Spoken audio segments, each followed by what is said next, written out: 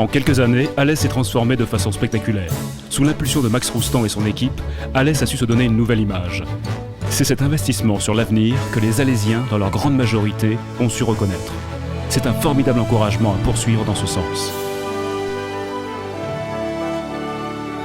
Tout a été fait pour rendre la ville plus attrayante, plus agréable à vivre. Places, rues, carrefours ont changé de visage. Des dizaines d'immeubles ont été rénovés.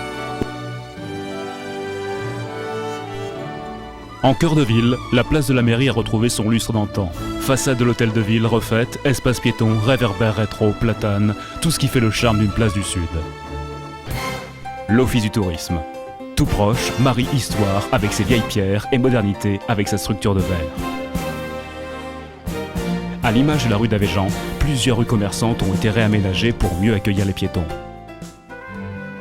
La cathédrale Saint-Jean a retrouvé un écrin digne de son histoire. De nombreux carrefours, comme celui de la Gibertine ou celui du pont de la Prairie, ont été aménagés. Tous les jardins publics sont entretenus avec soin.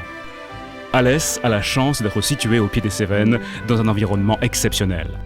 La ville plante chaque année plus de 200 000 fleurs produites par le centre horticole municipal et des dizaines d'arbres. Ce n'est pas par hasard qu'Alès fait partie des 4 villes du Languedoc-Roussillon à avoir obtenu la 3e fleur. Le Gardon, véritable poumon vert qui traverse la ville, est en cours d'aménagement.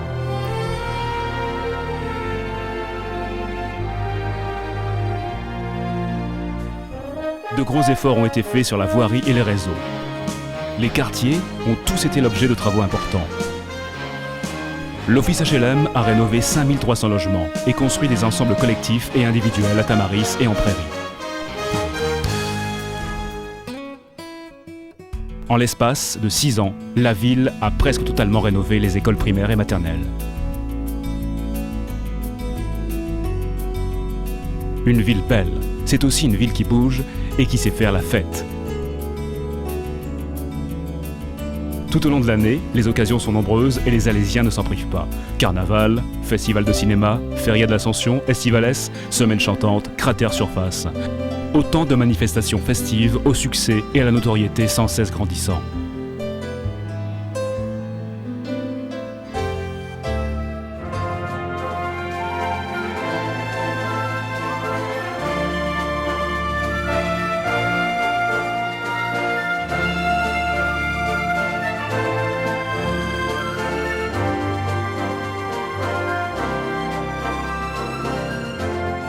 Sur le plan culturel, le cratère Seine-Nationale connaît une affluence record et la médiathèque Alphonse Daudet, réalisation phare du mandat précédent, a déjà dès sa première année pulvérisé toutes les prévisions.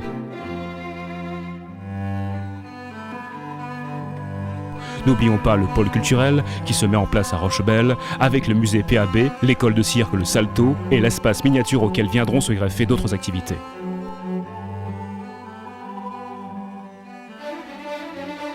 Les associations disposent de l'espace André Chanson entièrement rénové en centre-ville et les clubs sportifs d'une maison des sports à Tamaris. Élue 2e ville sportive de France, Alès concilie sport de haut niveau et sport de masse.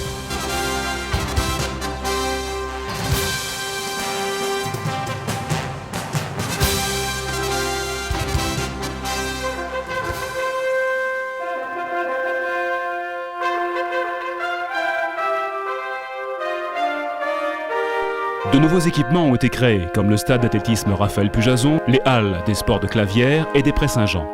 Pour ne citer que les principaux, sans oublier le boulodrome de Bruège, remis à neuf. Une ville agréable, belle, vivante, doit aussi être une ville active. Alès est devenue une ville attractive pour les entreprises et les commerces. De nouvelles entreprises et de nouvelles enseignes s'installent chez nous parce qu'elles trouvent les conditions favorables pour réussir. Pistoisis Aurieux est un succès. Des entreprises y sont installées et se développent aujourd'hui. D'autres arrivent sur le nouveau pôle des écotechnologies et des biotechnologies. La Maison des métiers s'y trouve également et d'ici peu, Alès Mériapolis prendra possession de Mériapol qui abritera également le service de développement économique du Grand Alès. Au nord de la ville, dans le vallon de Fontane, le pôle mécanique unique en Europe est en cours d'achèvement.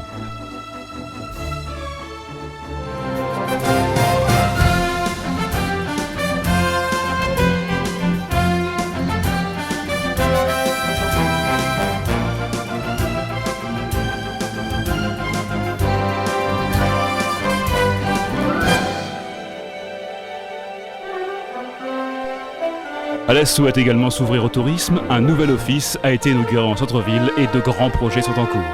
Afin de jouer pleinement son rôle de ville-centre, la ville a mis les bouchées doubles pour rattraper son retard en matière d'équipement.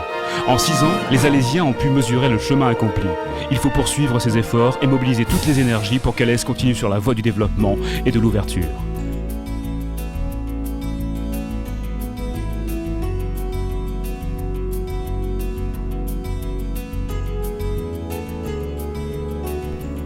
Ce dynamisme économique pose avec force le problème du désenclavement d'Alès et en particulier l'achèvement de la 2x2 voies Alès-Nîmes. Celui de la rocade nord, sans oublier l'autoroute et l'amélioration de la desserte SNCF vers Nîmes et le TGV.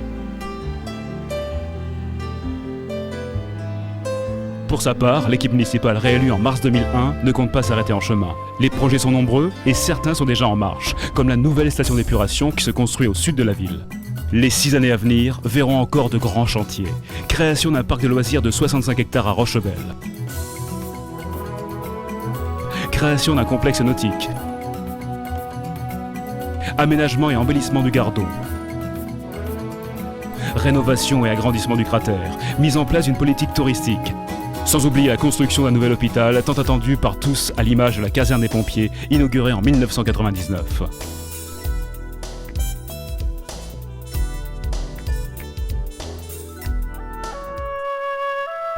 Ce développement se construit aussi à l'échelle de l'agglomération.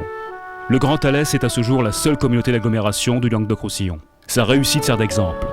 D'autres communes veulent aussi s'inscrire dans cette dynamique qui met Alès et sa région sur la voie du développement harmonieux. Construit en étroite relation avec les citoyens, sur le terrain, au plus près de leurs attentes et de leurs besoins.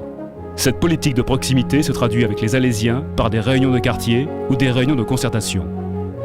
Cela a été le cas en matière de lutte contre les inondations avec les habitants de Bruèges ou encore en matière de sécurité. La mise en place prochaine des forums de quartier permettra de développer encore la démocratie locale et de resserrer les liens entre élus et administrés. Alès se tourne vers son avenir avec confiance et détermination.